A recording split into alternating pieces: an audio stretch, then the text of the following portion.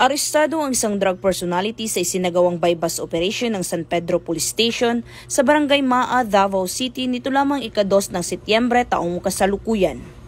Kinilala ni Police Major Emmanuel D. Manlatican, Acting Station Commander ng San Pedro Police Station, ang suspect na si alias Aweng, 48 anyos, na residente sa Barangay 5-E, Davao City. Na-recover mula sa suspect ang 7 pakete ng hinihinalang shabu na may tinatayang halaga ng 10,336 pesos, isang mobile phone, sling bag at buy-bust money na ginamit sa operasyon. Ayon pa kay Police Major Manlatican, nahuli ang suspect ng mga tauhan ng San Pedro Police Station sa koordinasyon ng Philippine Drug Enforcement Unit 11. Kasalukuyang ang suspect ay nasa kustodiya na ng nasabing istasyon para dumaan sa tamang disposisyon at mahaharap sa kasong paglabag sa RA 9165 o ang Comprehensive Dangerous Drugs Act of 2002.